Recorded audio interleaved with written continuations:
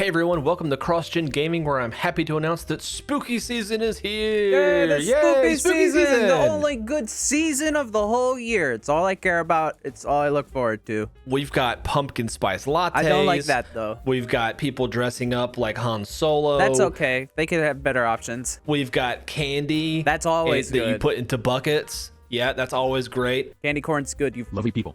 Well, is it? Is it though? I feel like all candy corn was made in like 1915, and they've just been using the same supply over and over again. It's still good. I don't care.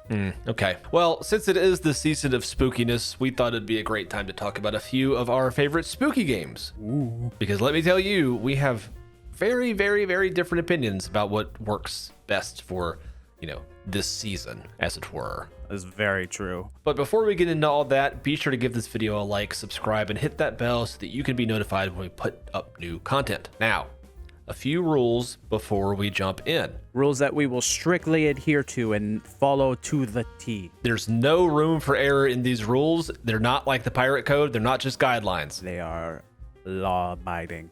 We will go to jail if we fail these. Number one, we're going to try and keep each recommendation as spoiler-free as possible, but we make no promises that we're going to keep it that way. So you know what? Consider this your spoiler warning. Next rule, we're going to be showing some gameplay of the games we recommend, and some of them do get pretty spooky and lean into some of the weird or disturbing topics. So be aware that not all of these games are going to be appropriate for all ages. And finally, we know that we missed your favorite spooky season game. We're really sorry, but maybe we haven't heard of it, and you can be the person to let us know about it. So be sure to let us know what games we missed in the comments section below. Real quick, to intro a bit my kind of games, because I'm not really a spoopy guy. I don't like spoopy things. They scare me. I don't like it. So these are all of those games are kind of based on that sort of mindset where I don't like spoopy things. I like just having fun in spoopy settings. So get prepared for that. Johnny Boy over here though, he's got the real spoopy stuff covered for you. Come to me for the real spooky season stuff, everybody. I'm your spooky season host. I'm like the Crypt Keeper of spooky season games. Doesn't he look like the Crypt Keeper? How old he is. With all that out of the way, let's get into the official CrossGen Gaming Spooky Season Game Recommendation List. The first game on our list, specifically from me, is Fear 3, or if you want to be technically correct, Threer. the Threer. Because the E is replaced by the 3, whatever. It is a pretty spooky game that I couldn't really fully describe to you the story because when I played it with John earlier, I didn't really follow. Point is, there's two brothers. One is man, one is ghost man. And both of you, two different people, because it's a co-op game, can play as one or the other. And they run through the whole campaign trying to stop their mother, their ghost mother, from giving birth. It's weird, not the point. The point is, it's actually a really fun, kind of spooky sort of game that has a really, really fun co-op, surprisingly, for a game that's made in like 2011. That's really honestly the only reason you'd want to play it. I wouldn't play it solo because again, it's weird and it's but the co-op, the co-op is so fun. It's so silly and it's got actually a decent amount of fun mechanics, and to not spoil too much, it kind of affects the game a little bit by the end depending on who does better. I had a surprisingly good time actually playing it, and if you're looking for just some co-op fun for like, I don't know, what was it, 6-7 hours, get Fear 3. Yeah, Fear 3 is actually a really great, surprisingly fun game. I asked Dylan to play it with me on stream, and I did not feel like it was going to be that good. No. Once we got into it, it really picked up very fast. It is so unbelievably silly. Seeing Dylan like zip around possessing new enemies and having their bodies just like slough off of him like a lizard shedding their skin. It was so funny. And it's really not scary. He's 100% right. It's not really scary, but it has a spooky vibe. Yeah, and that's what we love here. Well, I love spooky. So my first game that I'm going to recommend, I kind of had three different topics that I went for. The first one that I've picked is a more kid spooky game. So something akin to the Haunted Mansion at Disney World or Disneyland, where it's kind of like spooky themed, but it's really more appropriate for children. And the obvious pick here is Luigi's Mansion. If you haven't played Luigi's Mansion before, you need to figure it out. It is way easier to play now than it almost ever has been because of how easy it is to run it on a PC, and it is an absolute classic of a game, especially being a GameCube launch game. Taking control of Luigi as he somehow wins a mansion, you go through and you basically turn into Luigi Ghostbusters, and you go through and get all the ghosts out of the mansion, and then good news, you've finally got a mansion, but oops, no you don't, because, you know, of course not. He doesn't actually get to keep the mansion. Sorry, spoilers, we told you guys. The inventive and wacky rooms in the mansion also keep everything kind of fresh. It's not the most intuitive game to play initially, but stick with it and you'll pick it up pretty fast. Also, the music is just incredible and has no reason to be as good as it is, but it's awesome. Luigi's Mansion, there's 3 of them, by the way. If you liked it, good news, there's 2 other ones you can play. So Luigi's Mansion is an obvious pick for spooky season, especially if you're trying to find a game for younger audiences. My next game, once again, not very scary, but in the spoopy theme, Doom 2016. If you really, once again, are like me and don't like the scary, and you really wish that you could just kill the monsters in those movies or those video games that are coming after you the whole time, Doom 2016 is the video game for you, let me tell you.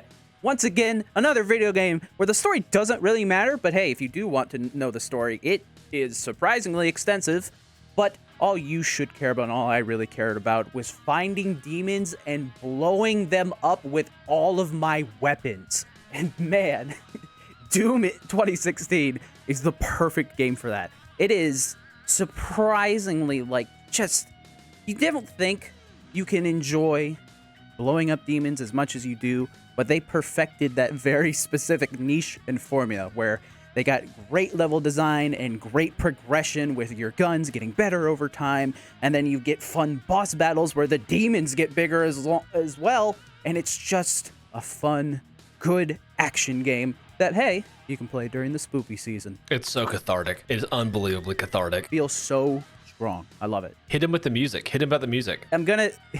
Why did you say You don't it? like the music? The music's fine. I'm not super into It's like. Mick Gordon, baby. It's good. Don't get me wrong. It's just not exactly my thing. Why did you have to bring that up? That's like the most controversial take I've ever had. I feel so seen.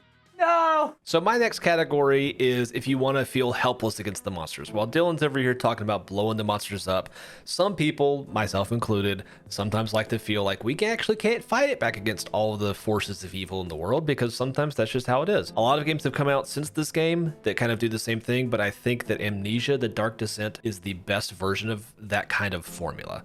Came out in 2011 on PC, and it was so fresh when it first came out. Walking through this big empty mansion, not really knowing what's going on, only having a lantern with limited fuel to keep it going. It's so good. Throw in a little bit of Cthulhu spiciness, like the whole H.P. Lovecraftian nonsense. Not his racism, but like the nonsense of his cool, big, weird monsters. And it is unique still to this day. Some of the sequels that have come out in the Amnesia franchise afterward have not been as good. A Machine of Pigs isn't quite as great.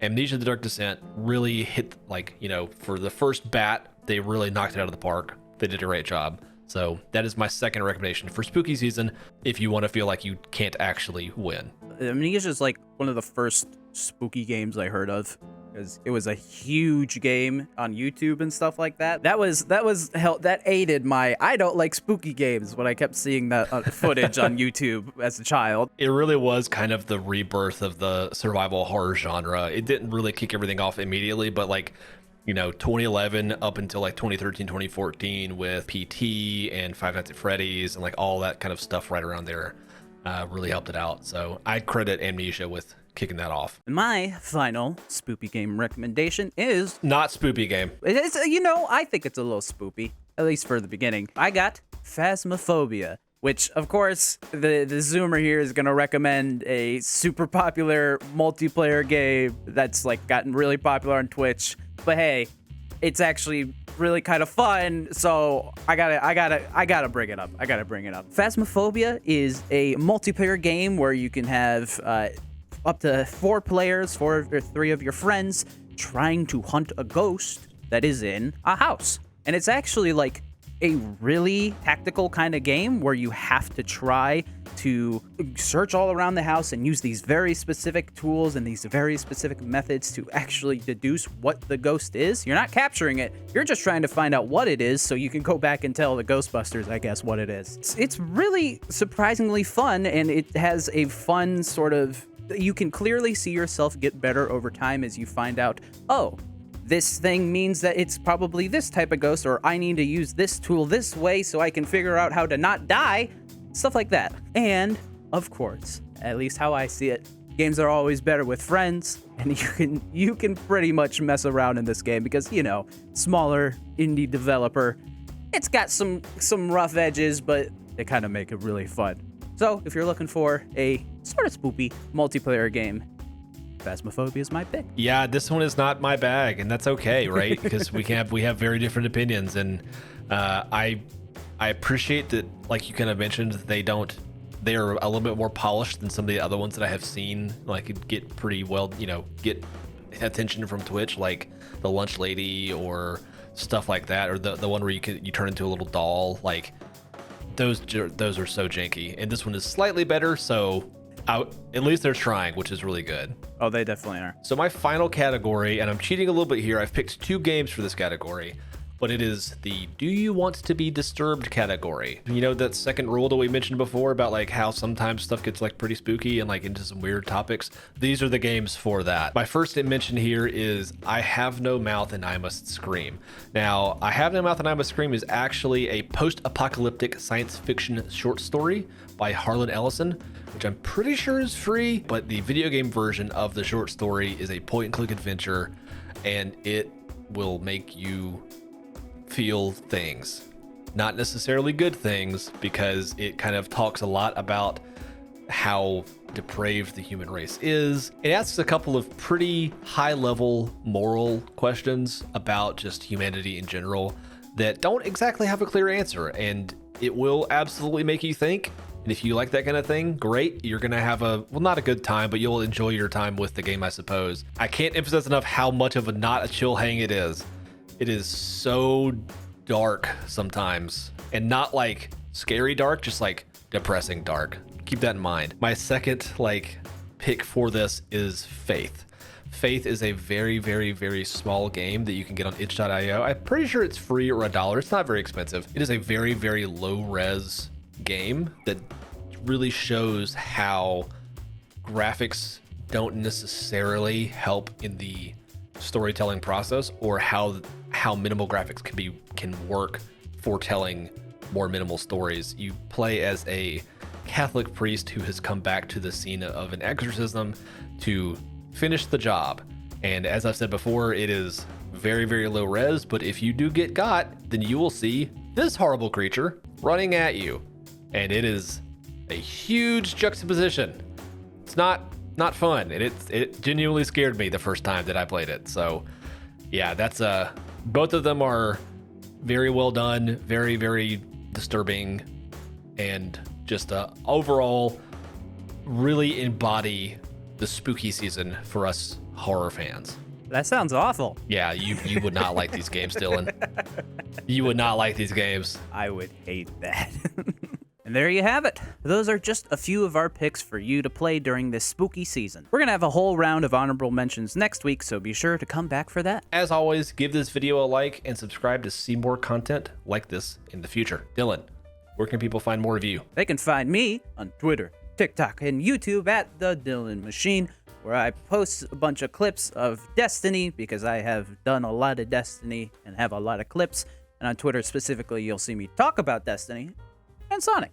So, you know, I change things a bit. And you can find me on Twitter and YouTube at The Great Uke. On Twitter, I'm engaging all the time about video game topics, just anything related to gaming. Be prepared for, some of my hot takes. It happens. It's fine. And also on YouTube, I am actually starting to release shorts now, which is pretty cool. My first one came out this past week about Dead Space 2, which I recently beat on stream. It was quite a good time. Be sure to subscribe there if you haven't already. But we'll see all of you in the next generation. Bye-bye. Spooky, scary skeletons.